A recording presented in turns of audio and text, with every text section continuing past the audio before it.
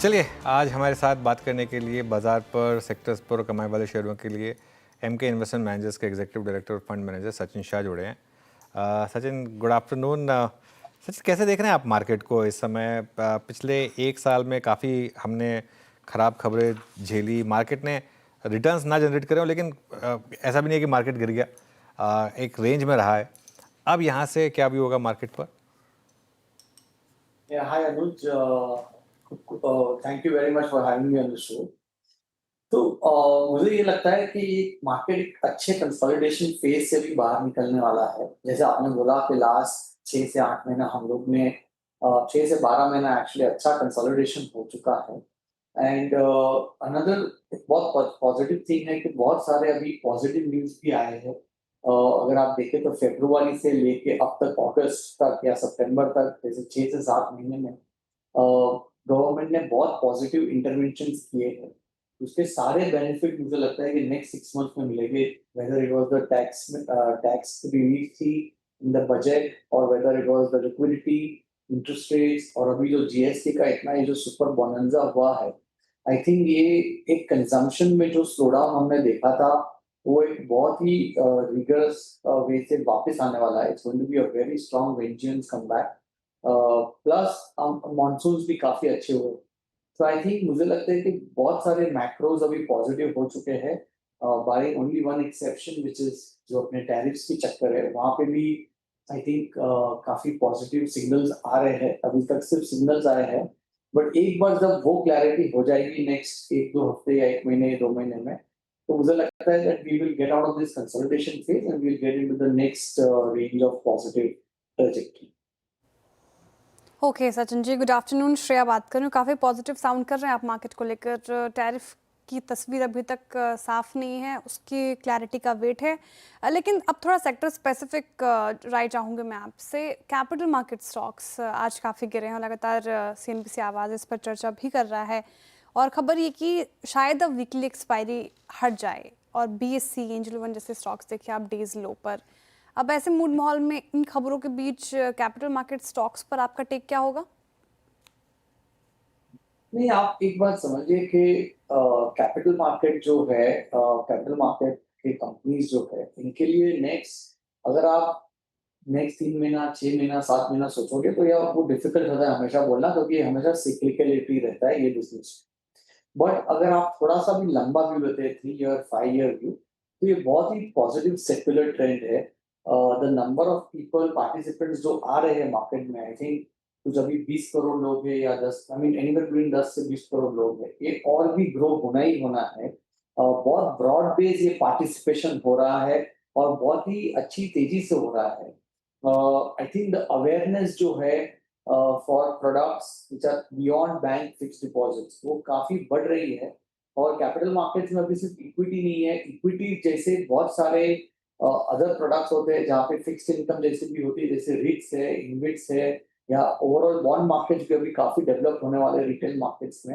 तो I think कि यहाँ पे तो ग्रोथ अच्छा ही होने वाला है हमारे हिसाब से। सिर्फ आपको एक ध्यान रखना है कि ये बहुत शॉर्ट टर्म प्ले नहीं हो सकता है, क्योंकि ये बिजनेस थोड़ा सा सिक्लिकल है। और नंबर टू, इसमें काफी सारे बिजनेसेस हैं जिसके आज की तारीख में वैल्यूएशंस भी आई वुड बहुत सस्ते नहीं है, so, थोड़े से एक्सपेंसिव है। तो ये आपको थोड़ा सा ध्यान रखना होगा कि रीजनेबल वैल्यूएशन में अच्छी क्वालिटी कंपनी अगर आप थोड़ा समय देंगे 3 से 5 साल के लिए, तो ये पॉजिटिव ही था। बिल्कुल। कैपिटल मार्केट से जुड़े स्टॉक्स की बात हो गई।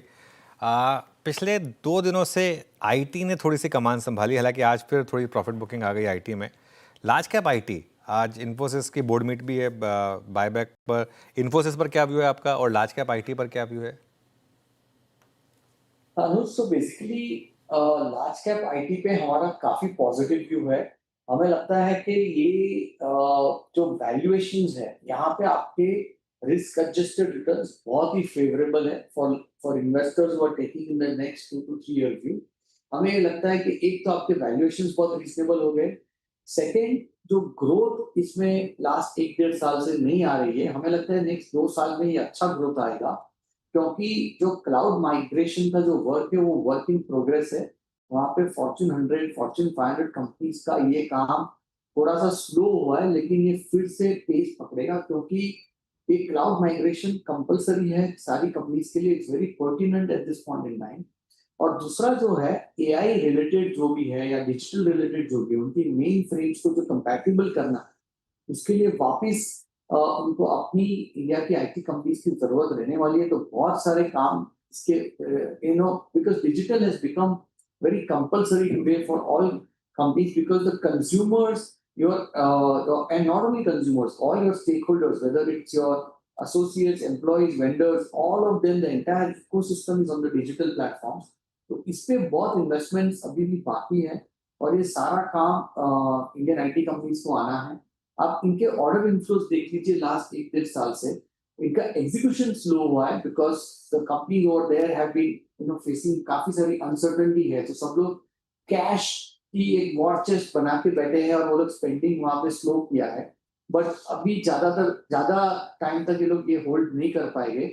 सो मेरा सेंस ये है सूनर रादर देन लेटर ये स्पेंडिंग आएगी एंड आईटी कंपनीज के अर्निंग्स ग्रोथ काफी अच्छी दिखेगी in next probably 18 to 24 months. So we are quite positive on the entire large cap IT space at this point. Okay, large cap ITs को लेकर आप positive नज़र आ रहे हैं। सचिन जी, ऑटो स्पेस को लेकर भी आपका नज़रिया जानना चाहूँगी। जीएसटी रिफॉर्म्स की बड़ी बेनिफिशियरी ऑटो स्पेस, शानदार रैली हमने देखी इस पर्टिकुलर स्पेस में, 2 दिन से मुनाफा वसूली का शिकार हो रहा है, स्वाभाविक सी बात है। और आज थोड़ा टू व्हीलर स्पेस देखिए, आयशर, बजाज ऑटो जैसे स्टॉक्स में ज़्यादा डेंट। तो क्या इन गिरावट में कोई टेक लिया है आपने, किसी में एक्सपोजर बढ़ाया है?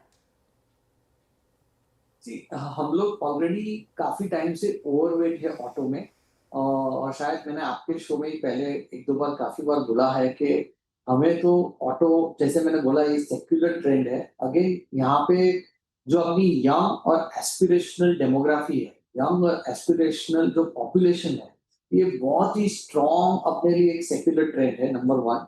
नंबर 2, उसमें प्रीमियमाइजेशन की भी जो स्टोरी चल रही है, सबको पैसेंजर कार्स में सिडान से एसयूवी में जाना है। आज SUV almost 65% of the market हो चुका है। टू व्हीलर्स में from lower CC to higher CC में जाना है। तो ये सब जो प्रीमियमाइजेशन स्टोरी भी जो है, तो वॉल्यूम ग्रोथ एक चीज होता है, बट वैल्यू ग्रोथ उससे भी ज्यादा ग्रोथ हो रही है। सो हमें लगता है कि auto overall as a sector secular strong growth है, प्रीमियमाइजेशन स्टोरी है, और प्लस ये जो जीएसटी कट आ गई है, ये तो सुपर डुपर बोनंजा है यहाँ पर। तो हमें लगता है कि auto as a sector will do very very well. Plus export opportunity भी बहुत बड़ी है यहाँ पर। तो जैसे ही आपकी ये टैरिफ की अभी जो क्लाउड्स है ये क्लियर हो जाएंगे in next hopefully in the next few weeks और few months, I think that again is a very big opportunity for both auto and auto components. Auto और ऑटो कंपोनेंट्स, यहाँ पर आप चाहें तो बुलिश रह सकते हैं। एक और स्पेस जहाँ हमने पिछले कुछ दिनों में अच्छे मूव्स देखे, वो कुछ सेलेक्टिव रिटेल स्टॉक्स थे। हालांकि प्रॉफिट बुकिंग भी हुई, लेकिन ट्रेंड, डीमार्ट, विशाल, इन सब स्टॉक्स में अच्छे मूव्स आए। यहाँ पर आपका क्या व्यू रहेगा?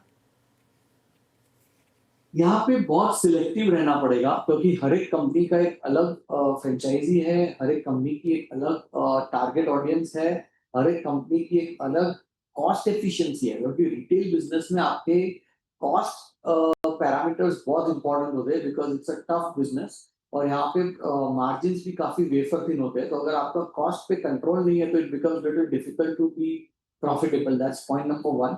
पॉइंट नंबर 2, जो आपने बोला ऑफ लेट जो उसमें अच्छा पिकअप हुआ है, obviously it's an expectation because of GST, and I am sure in the festival season में जो भी होगा वो पॉजिटिव होगा इन लोगों के लिए।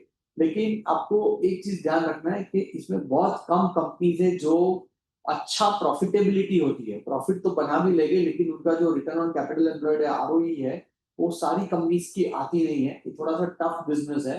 प्लस इनको ऑनलाइन का भी अच्छा कंपटीशन है अभी, वहां पे से भी अच्छे कंपटीशन में आते हैं।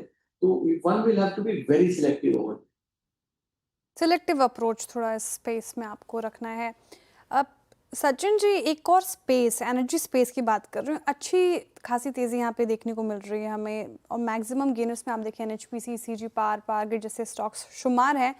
एनर्जी स्पेस को लेकर आपका नज़रिया क्या है? यहाँ पर क्या आप बुलिश हैं? क्या एक्सपोजर बढ़ाया है आपने? नहीं, आई थिंक आप शायद कैपिटल गुड्स के बारे में पूछ रहे थे। तो हमें लगता है कि कैपिटल गुड्स जो सेक्टर है यहाँ पर भी पॉजिटिव रहेगा, क्योंकि केपेक्स कंट्री में हो रहा है। और अभी जैसे जैसे जीएसटी के बाद अभी नॉट ओनली जीएसटी, जितने भी सारे लास्ट 6-7 महीने में जितने भी पॉजिटिव इंटरवेंशन हुआ है from the government and the regulator side, इसकी जो डिमांड आएगी उसके बाद आई थिंक एक बड़ा सा प्राइवेट केपेक्स बड़ा होने वाला है in the next 2-3 years. Manufacturing as a theme हमें लगता है कि नेक्स्ट 3-5-7 इयर्स इंडिया के लिए बहुत ही पॉजिटिव है। इनफैक्ट क्रिसिल का एक रिपोर्ट भी है जो शायद 1.5-2 साल पहले आया था, जहाँ पे उन्होंने क्लियरली डेमोन्स्ट्रेट किया है कि मैन्युफैक्चरिंग का जो ग्रोथ है will be higher than India's overall GDP growth. India का ओवरऑल जीडीपी ग्रोथ ही काफी अच्छा रहने वाला है, बट उसमें भी बेटर मैन्युफैक्चरिंग रहेगा। So, and we are seeing state after state, whether it is Andhra Pradesh, whether it is Gujarat, whether it is even Madhya Pradesh to some extent, a lot of the states जहाँ पे काफी incentives अभी और काफी policies आ रही है जो encourage कर रहे हैं for the manufacturing side. तो हमें लगता है capital goods और manufacturing related businesses का अच्छा growth रहेगा next 3 to 5 years. अच्छा, मैन्युफैक्चरिंग और कैपिटल गुड्स आप यहाँ पर ग्रोथ देख रहे हैं। बहुत शुक्रिया सचिन जी, आज हमारे साथ जुड़ने के लिए, तमाम सवालों के जवाब देने के लिए, सारे सेक्टर स्पेसिफिक अप्रोच बताने के लिए बहुत शुक्रिया आपके वक्त के लिए। चलिए क्लोजिंग की तरफ